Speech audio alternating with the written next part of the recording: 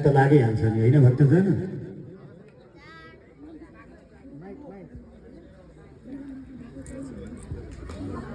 कहाँ जानुभयो बाबा? अलिअलि चिसो चिसो पनि छ।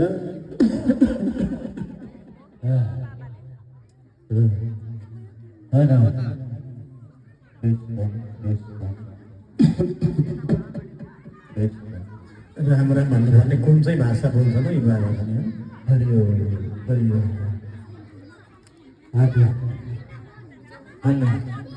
यहाँ यत्रो भिडभाड के भइरहेको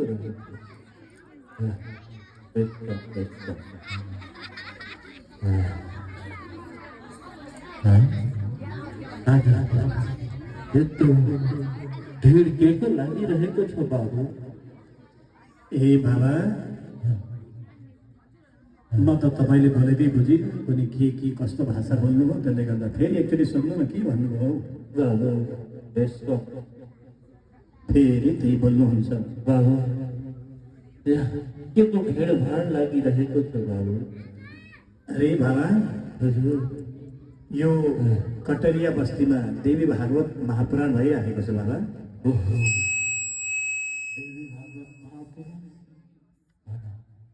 अनि बाबु यो देवी भागवत महापुराण चाहिँ कहिले लागेछ त?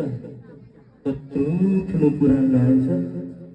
ओहो, बडा राम्रो प्रश्न गर्नुभयो बाबा।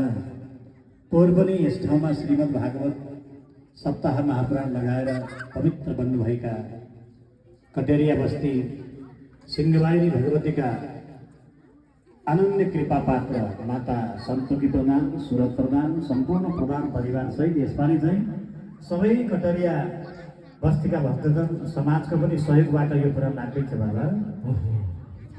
कति ठुलो काम गरेछ यहाँका भक्तहरूले। अनि हाम्रो माताले पनि ठुलो पुण्यको कर्म गर्नुभएको हो। धन्य भयो बाबा, तपाईँलाई स्वागत छ, स्वागत छ। त्यहीँ उतापट्टि यसो हेर्नु त त्यो रातो चुन्नी लगाएर बस्नुभएको तिनै माता हुन्, सन्तोकी माता। जस्तो नाम सन्तोकी त्यस्तै सन्तोकी हुनुहुन्छ। आशीर्वाद दिनु है त। कल्याण छ बाबु, कल्याण। कति ठुलो काम गर्नुभएछ। धन्य छ, धन्य छ। माता जस्तो सन्तोकी हुनुहुन्छ, उहाँका शिव पति पनि सबाटै नाम दिएको छ बाबा, थाहा छ तपाईँलाई? उहाँको नाम हो सुरज। सुरज भनेको सूर्य जस्तै हुनुहुन्छ फेरि। हो बाबु। आउनुहोस्, तपाईँलाई स्वागत छ। किन हो हजुरबालाई नमस्ते हजुरबा भन्नु पर्दैन? सिकाउँदै बाबाले सिकाएन? ठिक छ बाबु। साधु बाबा हुन्, यसरी बोलिहाल्छ तर पनि। अनि बाबु पुराण भन्ने गुरुजी चाहिँ कहाँदेखि आउनुभयो होला? पुराण कस्तो भन्दै हुनुहुन्छ? राम्रो भन्नुहुन्छ कि नराम्रो भन्नुहुन्छ? खै हो बाबा, अब राम्रो भएर त तपाईँ आउनुभयो होला नि, होइन बाबा? हो, मैले पनि पर सुनेको कति राम्रो गुनगुन मिठो आवाजले कथा भनेको सुने बाबु। त्यही भएर यसो कस्तो पुराण भन्नु हुँदो रहेछ सुन्दै आएको। मलाई पनि यसो सुन्न मन लाग्यो। यसो केही आफूले सहेको दान कर्म गर्नु पऱ्यो भनेर यसो घुम्दै फिर्दै आएको। बल्ल बल्ल आइपुग्यो बाबु म त। ओहो बाबा, यो तपाईँको डडल्लामा पिठमा ठुलै पिलो भएको जस्तो छ। होइन बाबु, सन्च पनि त्यति छैन होला। फेरि पनि दान गर्ने भावना लिएर आउनुभयो तपाईँ यहाँ? हो बाबु। आफूसँग भए पनि नभए पनि यसो सहेको दान कर्म यसो बोजीमा हालेर ल्याएको छु बाबु। ओहो बाबा, बुढेसकाल भएपछि सबैले च्याप्दै जाँदो रहेछ बाबु। रोगले पनि च्याप्दै जाँदो रहेछ। छोराछोरी भनेका पनि बाबु साना छोरासम्म मात्र रहेछ। ठुला भएपछि छोराछोरीले पनि हेला गर्दै जाँदो रहेछ बाबु। के गर्नु, बुढेसकाल भएपछि यस्तै रहेछ बुढेसकालको जिन्दगी। के गर्नु बाबु? ओहो बाबा, फेरि पनि तपाईँले यहाँसम्म आउँदा कति दुःख भोग्नुभयो होला यो उमेरसम्म। तर जे भए पनि आज तपाईँले धेरै पुण्य कर्म गर्नुभएको रहेछ। त्यही भएर यो पुण्य भूमिमा आउनुभयो बाबा, तपाईँ धन्य हुनुहुन्छ।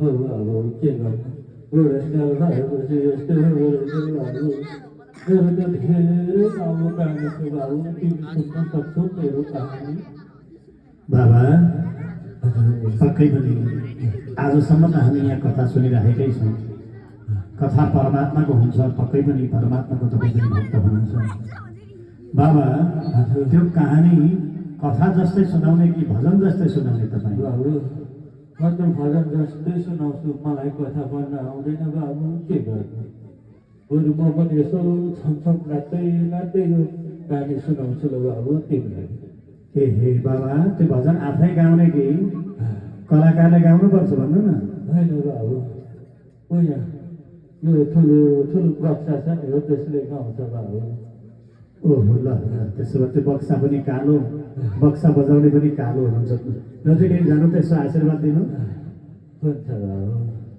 हुन्छ मैले लगाएको लुगा चाहिँ कालो भनेको है मैले होइन मान्छे त राम्रै राम्रै हुन्छ हुन्छ। तिम्रो चस्माले पावर पुगेन जस्तो छ बाबु ल बाबु बजाइदेऊ ल हुन्छ बाबा ल आज बाबाको नृत्य हेरौँ है त अब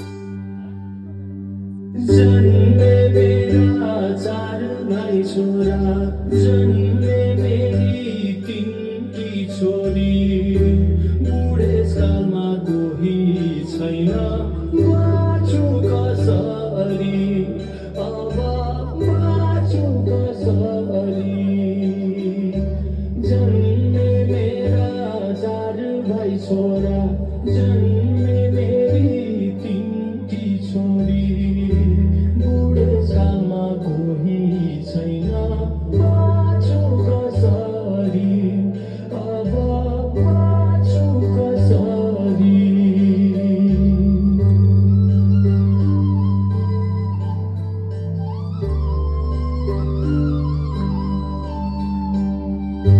छोरा पाइछु बुहारीलाई छोरी पाइछु ज्वाइँलाई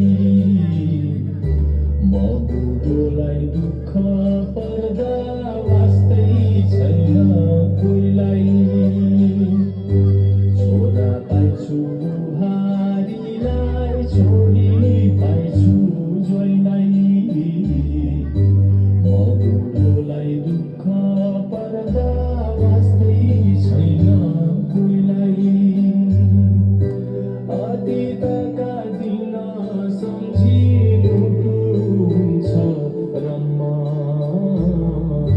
छोरा छोरी आफ्ना रहेछन् साना हुँदासम्म हजुर साना हुँदासम्म जन्मे मेरा चार भाइ छोरा जन्मे मेरी तिनकी छोरी बुढेसकालमा कोही छैन बाँचु कसरी अब बाँचु कसरी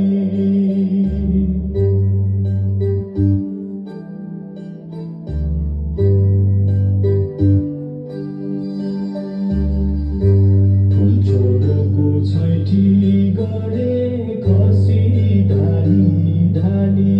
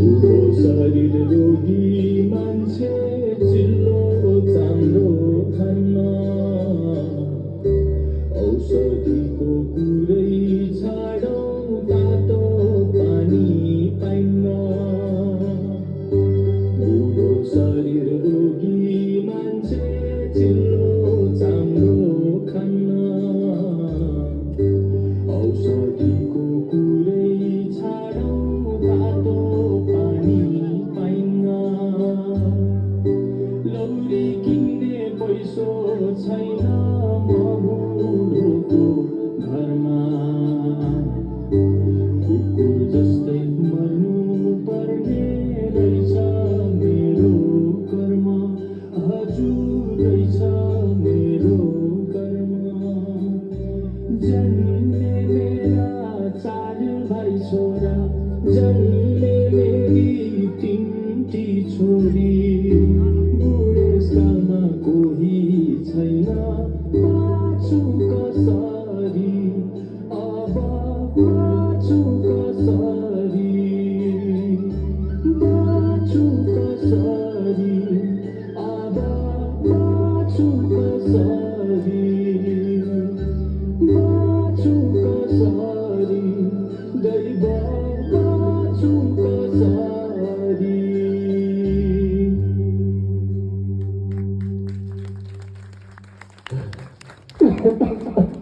बाबु मेरो कहानी सुन्यो नि बाबु तिमीले अरे बाबा तपाईँको कहानी त बडा दुःखलाग्दो रहेछ वास्तवमा बाबा संसारको नियम यस्तै हो थाहै नपाई कुन दिनदेखि बुढो हुन्छ त्यो थाहा कसैलाई पनि हुँदैन एक दिन सबैले यो अवस्था भोग्नै पर्छ बाबा तर तपाईँले अलिकति धेरै नै दुःख भोग्नु भएछ तपाईँको यो कथाबाट थाहा भयो तर पनि बाबा हजुर अहिलेसम्म पनि तपाईँ यसरी नाच्दै हुनुहुन्छ गाउँदै हुनुहुन्छ हिँड्दै हुनुहुन्छ भगवान्को आशीर्वाद रहिराखोस् तपाईँ खुसी रहनुहोस् र यहाँका सबै भक्तलाई पनि आशीर्वाद दिनुहोस् है बाबा हुन्छ बाबु हुन्छ बाबु म यसो सहयोग गर्न जान्छु अनि उतै उतै जान्छु है बाबु ए बाबा हुन्छ बाबा के गर्नु बाबु तपाईँ कति टाढादेखि आउनुभयो होला अलिकति भएको पनि यहाँ दान दिइहाल्नुभयो यति सुन्दर भागवत लागेको छ देवी मन्दिर बनाउने भनेर सङ्कल्प लिनुभएको छ